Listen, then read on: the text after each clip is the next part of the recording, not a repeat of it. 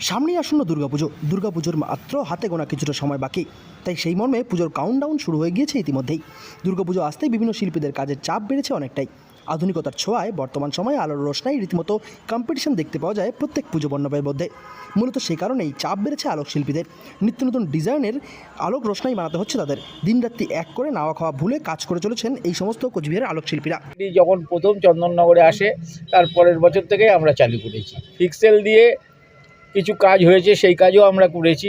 তবে ফিক্সেলের লংজিভিটি ভালো না বলে কন্ট্রাক্টর যারা কিনেছে তারা খুব অসুবিধে পেয়েছে, এবং সারা বছর যখন মালটা থাকে ইঁদুরে মালটা বহুত নষ্ট করে। ইঁদুর কোনো একটা কেমিক্যাল আছে যার জন্য ইঁদুর তার কাছে গিয়ে এই মালটাকে প্রচুর নষ্ট করে দেয়, যার জন্যে কন্ট্রাক্টরদের খুব অসুবিধা হয় বলে এবার ফিক্সেলের বদলে আবার এলইডিটাই চলছে।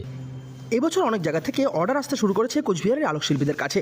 তারা নিজে হাতে তৈরি করা এই লাইট বোর্ড বহু জায়গায় বিক্রি করছেন বিভিন্ন সময়। তাদের দীর্ঘ পরিশ্রমের মাধ্যমে নিজের হাতে তৈরি করছেন এই পুরো জিনিসগুলি। এবার অনেক জায়গা থেকে এই অর্ডার আসার কারণে জিনিস তৈরি করতে তাদের রীতিমতো চাপের মুখে পড়তে হচ্ছে। দিনরাত এক করে কাজ করছেন তারা। তবে তাদের নিজেদের তৈরি জিনিসের চাহিদা বাড়ার কারণে প্রচণ্ড খুশি হয়ে রয়েছেন তারা। এবছর কিছুটা হলেও বেশ ভালো মুনাফার মুখ দেখতে পারবেন এমনটাই আশা করছেন এই সমস্ত আলোক শিল্পীরা। তবে এই কাজের চাপের ফলে তাদের নাওয়া খাওয়া এক হয়ে গিয়েছে। এখন এবছর কিরকম চাহিদা রয়েছে বাজারে? এবছর চাহিদা খুব ভালো আছে। আশা করি এলইডি এবার খুব ভালো চলবে। এবং আপনার তৈরি জিনিসগুলো কোথায় কোথায় যাচ্ছে? এবার নওগাঁ, শিলং, গভর্নর হাউসে যাচ্ছে। গভর্নর হাউসে 15ই আগস্টে গেছে এবং যাবে, এবং সারা উত্তরবঙ্গেই আমারটা যায়। গুয়াহাটি তো আছেই, তার সঙ্গে ইটানগরও আছে। এটা কতটা ভালো লাগে যে আপনি যে এই জিনিস তৈরি করছেন? এটাই আমার স্বপ্ন ছিল, এটাই হচ্ছে, এটাই আমার সবচেয়ে ভালো লাগে। আলোক শিল্পীদের তৈরি নিত্য নতুন ডিজাইনের আলো জিনিসের চাহিদা তৈরি হয়েছে কোচবিহার জেলার মধ্যে। এবছর কোচবিহারের পুজো দারুণ জাঁকজমকের সঙ্গে হওয়ার পরিকল্পনা রয়েছে, তাই আলো রোশনাইয়ের দরকার পড়বে প্রচুর পরিমাণে। ইতিমধ্যেই অর্ডার আসতে শুরু করে দিয়েছে বিভিন্ন জায়গা থেকে।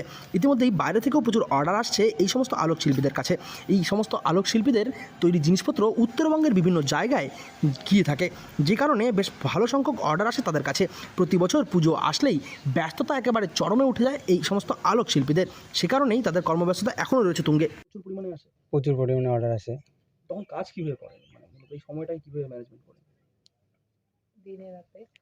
দিন রাত্রি কাজ করে বাইরে মানে কি করে কাজটা করি। আচ্ছা, এই বোর্ডগুলো যে বানান আপনারা, এগুলো কোথায় কোথায় যায় মূলত? আসামে যায়, তেজপুর, নর্থ লক্ষ্মীমপুর, সব জায়গায় যায়। আচ্ছা, আপনাদের এই হাতের কাজের যে জিনিসগুলো, এইগুলো দুর্গাপুজোর সময় বিভিন্ন জায়গায় লোকজনকে আনন্দ দেয় বা লোকজনের দৃষ্টি আকর্ষণ করে, তাতে আপনার কেমন লাগে, মানে কিরকম অনুভূতি হয়? ভালো লাগে।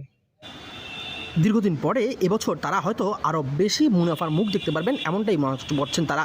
কোচবিহার থেকে সার্থক পণ্ডিতের রিপোর্ট, লোকাল 18 বাংলা।